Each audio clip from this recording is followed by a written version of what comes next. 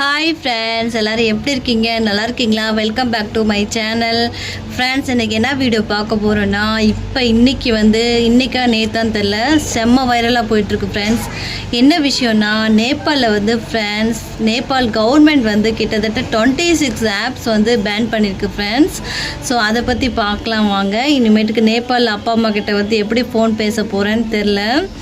அக்கா பையன் சொன்னால் காட்மாண்டு சைட்லாம், நேபாள் கேபிட்டல் காட்மாண்டு சைட்லாம் பேன் ஆகிடுச்சு, இன்னும் எங்கள் சைடு தான் இன்னும் ஆகலை அப்படின்னு சொல்லிட்டு இருந்தான். என்னன்னு தெரில ஃப்ரெண்ட்ஸ்.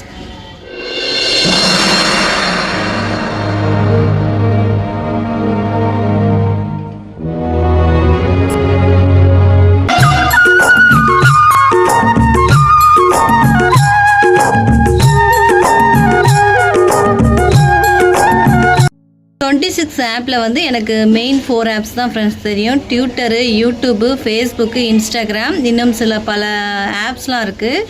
டோட்டல் 26 ஆப்ஸ் பேன் பண்ணியிருக்கான் ஃப்ரெண்ட்ஸ். அந்த 26 ஆப்பும் ரெஜிஸ்டர் ஆகாத ஆப்புங்கிறதுனால பேன் பண்ணியிருக்காங்களாம் ஃப்ரெண்ட்ஸ்.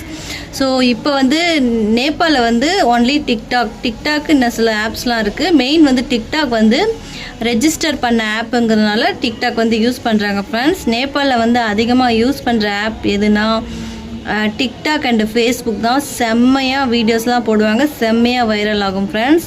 யூடியூப் கூட அவ்வளோக்கா இப்போதைக்கு யூடியூப் அவ்வளோக்கா நேபாளில் யூஸ் பண்ணுறது கிடையாது. ஒன்லி டிக்டாக் அண்ட் ஃபேஸ்புக் தான்.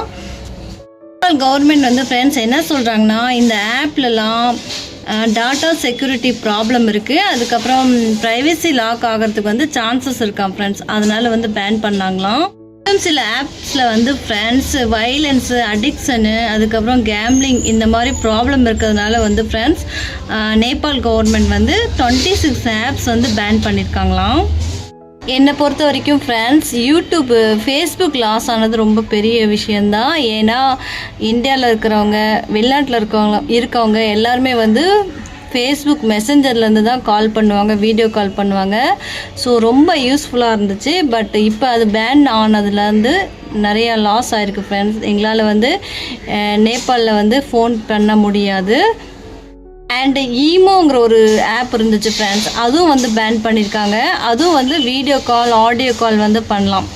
அப்போ இதுக்கு முன்னாடி ஃப்ரெண்ட்ஸ் ஈமோ ஆப் தான் எல்லோரும் யூஸ் பண்ணிகிட்டு இருந்தாங்க நேபாளில்.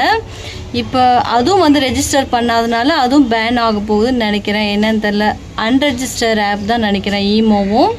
ஸோ ஃபேஸ்புக், மெசஞ்சரு, இன்ஸ்டாகிராம், வாட்ஸ்அப் இல்லைன்னு நினைக்கிறேன். என்னன்னு தெரில, வாட்ஸ்அப் ரெஜிஸ்டராக அன்ரெஜிஸ்டரான்னு தெரில எனக்கு ஃப்ரெண்ட்ஸ். வாட்ஸ்அப்பும் பேன் பண்ணியிருக்காங்க. மெயினாக YouTube, Facebook, Instagram, WhatsApp, Twitter, இது எதுலேருந்து நம்ம கால் பண்ண முடியுமோ அந்த ஆப்ஸ் எல்லாமே பேன் பண்ணியிருக்காங்க.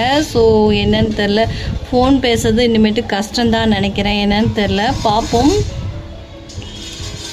டைமில் ஃப்ரெண்ட்ஸ் நான் வாட்ஸ்அப்லேருந்து கால் பண்ணியிருக்கேன், அக்கா பையனுக்கு வீட்டில் கால் பண்ணியிருக்கேன். ஸோ வாட்ஸ்அப்பும் பேன் சொல்கிறாங்க, என்னன்னு தெரில. ஸோ எதுலேருந்து நம்ம கால் பண்ண முடியுமோ அதெல்லாம் பேன் பண்ணியிருக்காங்க ஃப்ரெண்ட்ஸ். இதெல்லாம் அன்ரெஜிஸ்டர்டு ஆப்ஸுங்கிறதுனால பேன் பண்ணியிருக்காங்க. ரெஜிஸ்டர் ஆப்பில் டிக்டாக் மெயின், அப்புறம் இன்னும் சில ஆப்ஸ் இருக்குது. ஸோ அது நேபாளில் அதிகமாக யூஸ் பண்ணுற ஆப் தான் டிக்டாக்கு. ரெஜிஸ்டர் ஆன ஆப்பில் ஒரு 3 ஆப்ஸ் சொல்கிறேன். டிக்டாக்கு, வைபர், விடாக் அப்படிங்கிற ஆப்ஸ்லாம் ரெஜிஸ்டர் ஆன ஆப்னு எழுதியிருக்கு. டெலகிராம் ரெஜிஸ்டர் ஆன ஆப்னு எழுதியிருக்கு. பட் எனக்கு தெரியாது ஃப்ரெண்ட்ஸ், நான் நேபாளில் அதிகமாக தங்கல இல்லையா, அதனால் எனக்கு தெரியாது. இனிமேட்டுக்கு நேபாள் போய் செட்டில் ஆனதுக்கப்புறம் தான் தெரியும் என்னென்ன ஆப்ஸு எப்படி யூஸ் பண்ணணும், எல்லாமே நேபாள் போய் தான் ஃப்ரெண்ட்ஸ் தெரியும். ஏன்னா அங்கே வேறு ஆப்பு, இங்கே வேறு ஆப் இல்லை ஃப்ரெண்ட்ஸ். அதனால் எனக்கு அவ்வளோக்கா தெரியல. வீசாட்னா என்னன்னு தெரியாது. அதுக்கப்புறம் விடாக்னு ஒரு ஆப் இருக்குது, அது என்னன்னு தெரில. ஸோ அங்கே போய் யூஸ் பண்ணால் தான் எனக்கு தெரியும், இங்கே இருக்கிற வரைக்கும் எனக்கு தெரியாது. ஸோ ஃப்ரெண்ட்ஸ், இதெல்லாம் பேன் ஆனது நல்ல விஷயமா கெட்ட விஷயமா அப்படின்னு சொல்லிட்டு கீழே கமெண்ட் பாக்ஸில் கமெண்ட் பண்ணுங்கள்.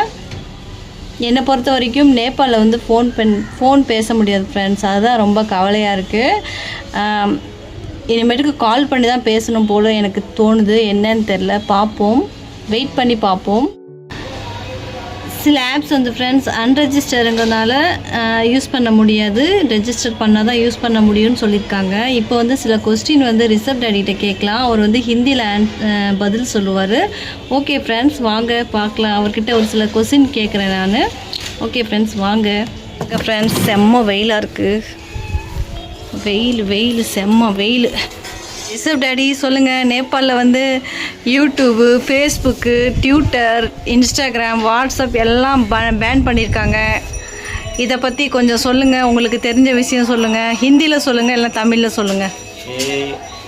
टोटल हो गया 32 ऐप बंद हो गया. 32 नहीं 26. 26 ऐप बंद हो गया.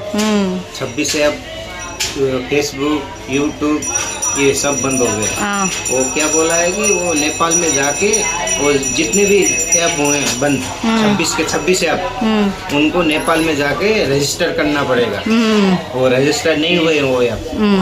इससे नेपाल को ही घाटा है, दूसरे को घाटा नहीं है. नेपाल तो नेपाल में टोटल 26 ऐप बंद हो गया. 26 ऐप लोकाइड से इप्पो इन्ना पने से सोले 26 ऐप को नेपाल में आके रजिस्टर करना पड़ेगा. रजिस्टर करके फिर स्टार्ट होगा, नहीं तो बंद हो जाएगा. अच्छी तरह बोला हुआ है नेपाल सरकार. इससे घाटा किसको होगा? जो हम फेसबुक चलाते हैं, अब हम विदेश में, फैमिली नेपाल में है, यूट्यूब हुआ, फेसबुक हुआ, उससे हम कांटेक्ट कर सकते थे. अब वो भी लॉक हो जाएगा तो फिर वहाँ से यहाँ पे कांटेक्ट है, दूसरा ऐप हम खोजेंगे बात करने के लिए. वो ऐप बंद हो जाएगा तो उसमें ज़्यादा पैसा भी लगेगा ना उसमें. अब इसमें तो पैसा नहीं लगता है. इससे नेपाल सरकार को भी बहुत लॉस होगा. जो जैसे फेसबुक कांटेक्ट कोई बनाते थे, यूट्यूब में वीडियो डालते थे, उनसे वो टैक्स लेता था. अब वो जब तक रजिस्टर नहीं होगा नेपाल सरकार को भी बहुत लॉस होगा. पता नहीं क्या करते हैं क्या नहीं करते हैं, कुछ मालूम नहीं है. अब देखते हैं आगे क्या होता है. अब बात करना भी मुश्किल हो रखा है अभी नेपाल में.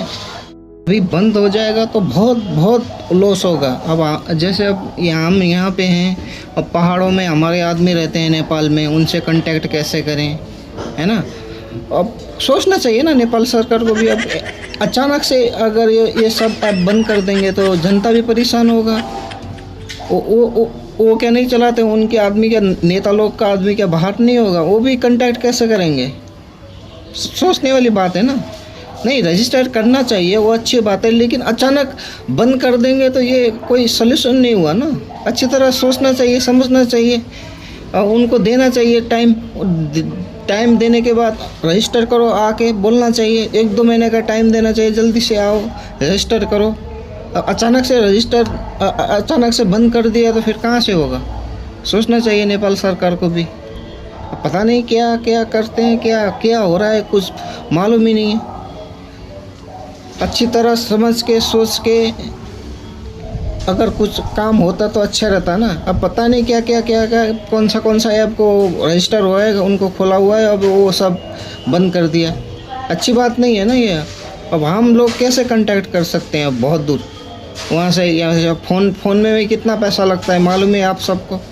फ़ोन से यहाँ पे नेपाल का 1 मिनट का ही कितना 35-40 रुपये ले लेता है. फ़ोन से बात करेंगे तो वो आजकल तो जियो उनका कोई क्या है क्या नहीं, पैसा सीधा आजकल यहाँ पे रिचार्ज का सिस्टम है. पहले जैसा पैसा डाल के बात भी नहीं कर सकते हैं. अब देखते हैं अब क्या 1-2 दिन में क्या खबर आता है, क्या न्यूज़ आता है, फिर आपको एक वीडियो डाल के अपडेट देंगे. ஓகே ஃப்ரெண்ட்ஸ், உங்களுக்கு இந்த vlog வந்து கண்டிப்பாக பிடிச்சிருக்குன்னு நினைக்கிறேன். பிடிச்சிருந்துச்சுன்னா like, comment, share and subscribe பண்ணுங்கள். உங்களோட ஒப்பீனியன் சொல்லுங்கள் ஃப்ரெண்ட்ஸ். உங்களோட ஒப்பீனியன் வந்து கீழே கமெண்ட் பாக்ஸில் கமெண்ட் பண்ணுங்கள். Okay friends, bye. सब्सक्राइब பண்ணுங்க.